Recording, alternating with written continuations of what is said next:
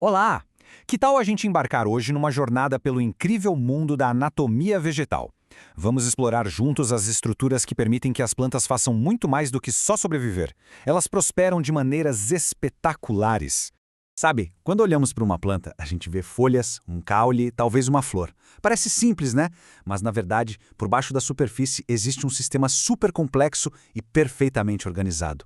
É uma verdadeira obra de engenharia da natureza, onde cada parte funciona como uma engrenagem essencial.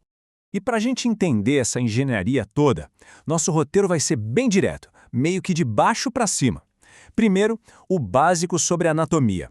Depois, a fundação, com raiz e caule. Em seguida, a gente sobe para a usina de força, as folhas. Dali, vamos ver como a reprodução acontece e, no final, vamos usar tudo isso para aprender a diferenciar os grandes grupos de plantas. Então, vamos lá, direto ao ponto.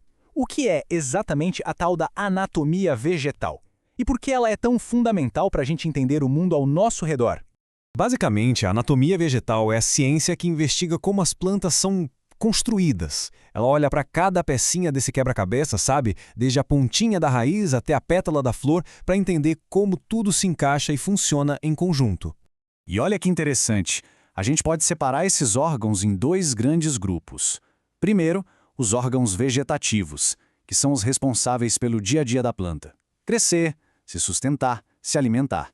E depois vem os órgãos reprodutivos, que têm a missão de garantir o futuro, a continuação da espécie. Vamos dar uma olhada em cada um deles? Pensa assim, todo prédio precisa de uma fundação forte, certo? Nas plantas não é diferente. E essa base é formada pela raiz e pelo caule. Eles são a âncora da planta e também o seu sistema de transporte.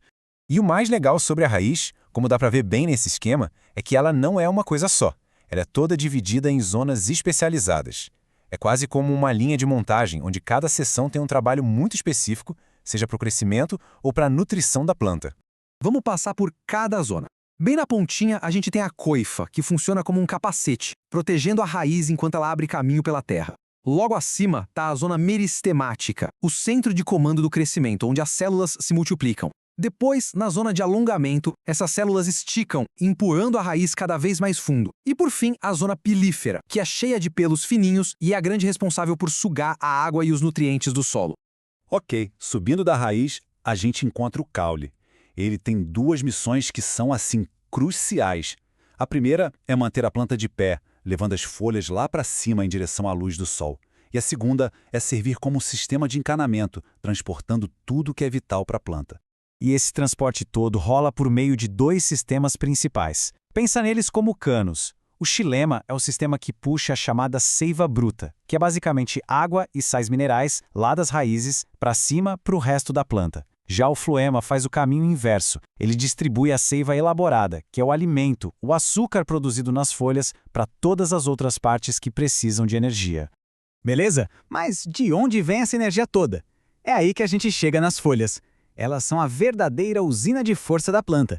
As folhas são verdadeiros centros de atividade com três funções principais. A mais famosa, claro, é a fotossíntese, aquele processo mágico que transforma a luz do sol em comida. Elas também fazem a troca de gases, respirando o gás carbônico e liberando oxigênio, e por fim, controlam a transpiração, liberando vapor de água para regular a temperatura e manter o fluxo de água pela planta. E essa imagem aqui mostra direitinho a estrutura básica de uma folha. O limbo é essa parte maior, a lâmina, que serve para capturar a luz.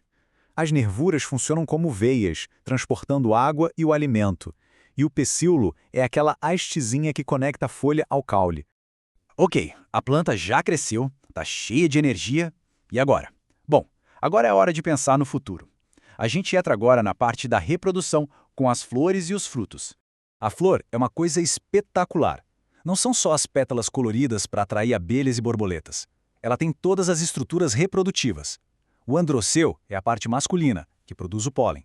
E o gineceu é a parte feminina, onde ficam os óvulos. É tudo muito bem pensado. Tudo ali, juntinho no mesmo lugar.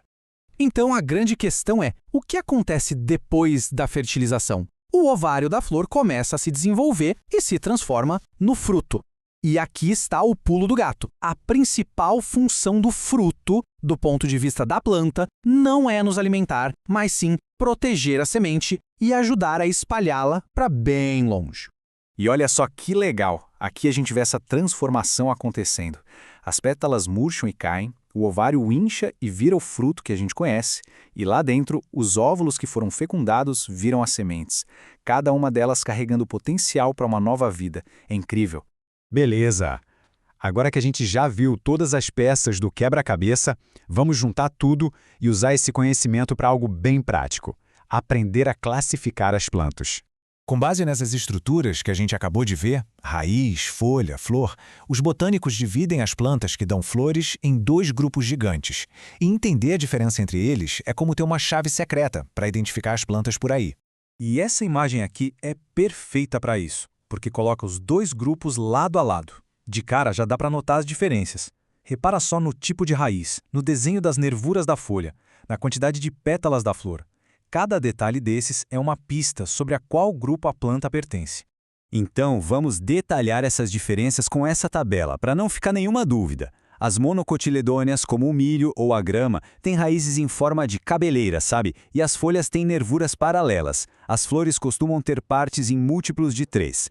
Já as eudicotiledôneas, como um pé de feijão ou uma roseira, têm uma raiz principal, mais grossa. As folhas têm nervuras que formam uma rede, e as flores têm partes em múltiplos de 4 ou 5. E a diferença principal que dá o nome a elas está na semente. Mono porque tem só um cotilédone e dico porque tem 2. E com isso, a gente fecha essa nossa jornada pela anatomia das plantas. A partir de agora, quando virmos a grama do jardim, uma árvore na rua ou uma flor, a pergunta que fica é: será que com esse novo olhar a gente consegue enxergar além da superfície e decifrar os segredos da sua anatomia? A resposta, com certeza, está em todo o verde que nos cerca.